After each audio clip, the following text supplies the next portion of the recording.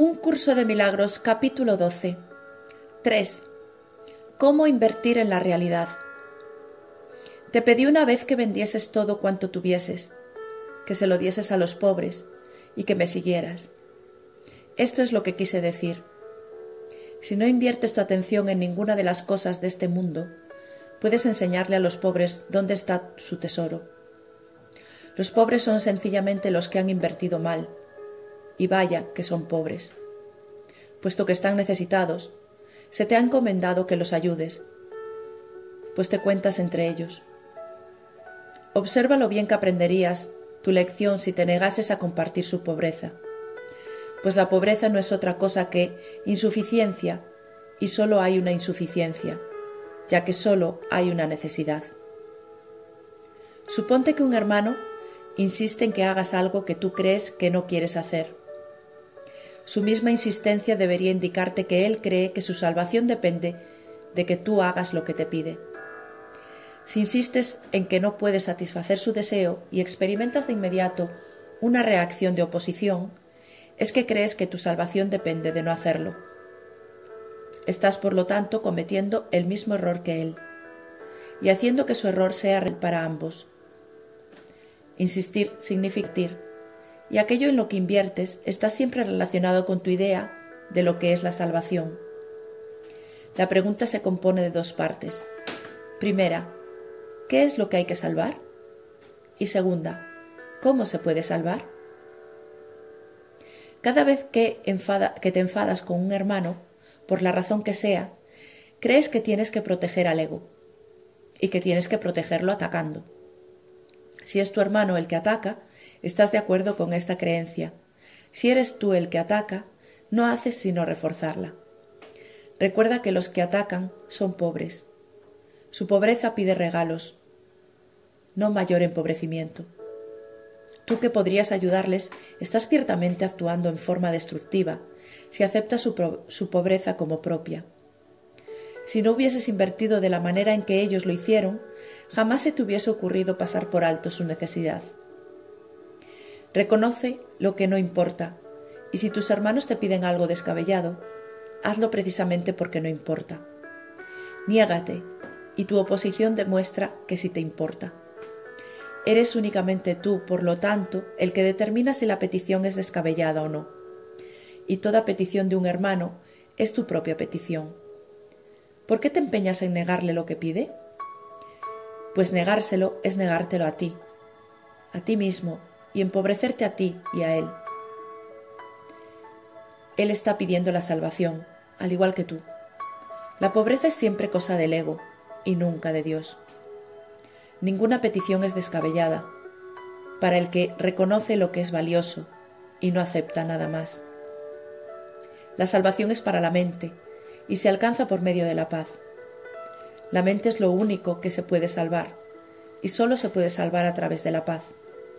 Cualquier otra respuesta que no sea amor surge como resultado de una confusión con respecto a qué es la salvación y a cómo se alcanza, y el amor es la única respuesta.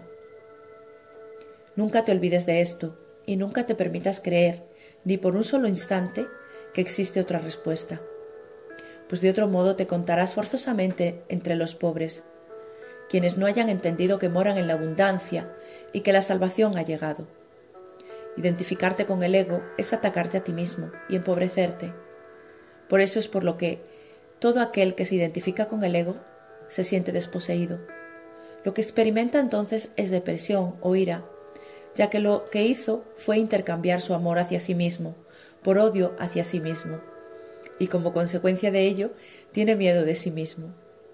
Él no se da cuenta de esto, aun si es plenamente consciente de que está sintiendo ansiedad, no percibe que el origen de ésta reside en su propia identificación con el ego, y siempre trata de lidiar con ella haciendo algún trato de mente con el mundo. Siempre percibe este mundo como algo externo a él, pues esto es crucial para su propia adaptación. No se da cuenta de que él es el autor de este mundo, pues fuera de sí mismo no existe ningún mundo. Si solo los pensamientos amorosos del Hijo de Dios constituyen la realidad del mundo, el mundo real tiene que estar en su mente. Sus pensamientos descabellados tienen que estar también en su mente, pero él no puede tolerar un conflicto interno de tal magnitud.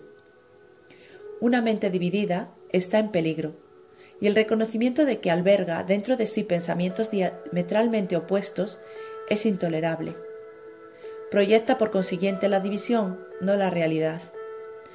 Todo lo que percibes como el mundo externo no es otra cosa que tu intento de mantener vigente tu identificación con el ego, pues todo el mundo cree que esa identificación es su salvación.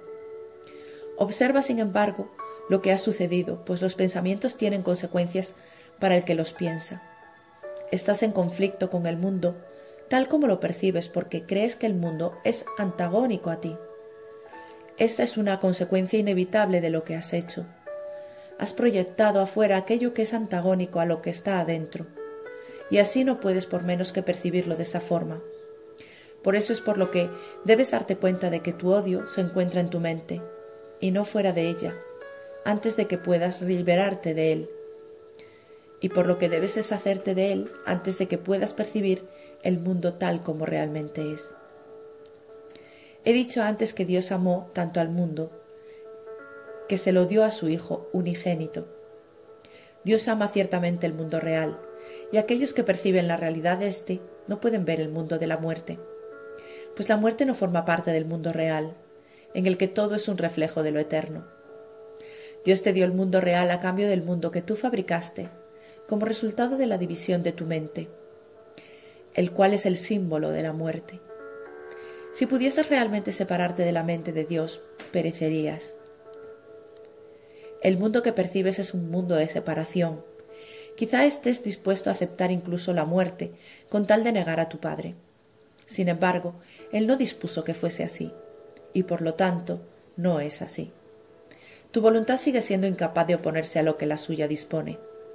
Y esa es la razón de que no tengas ningún control sobre el mundo que fabricaste. No es este un mundo que provenga de la voluntad, pues está regido por el deseo de ser diferente de Dios. Y ese deseo no tiene nada que ver con la voluntad. El mundo que has fabricado es, por lo tanto, completamente caótico, y está regido por leyes arbitrarias que no tienen sentido ni significado alguno. Se compone de lo que tú no deseas, lo cual has proyectado desde tu mente porque tienes miedo de ello. Sin embargo, un mundo así solo se puede encontrar en la mente de su Hacedor, junto con su verdadera salvación. No creas que se encuentra fuera de ti, ya que únicamente reconociendo dónde se encuentra es como podrás tener control sobre él. Ciertamente tienes control sobre tu mente, ya que la mente es el mecanismo de decisión. Si reconocieses que cualquier ataque que percibes se encuentra en tu mente, y solo en tu mente, habrías por fin localizado su origen. Y allí donde el ataque tiene su origen, allí mismo tiene que terminar. Pues en ese mismo lugar reside también la salvación. El altar de Dios donde Cristo mora se encuentra ahí. Tú has profanado el altar, pero no has profanado el mundo.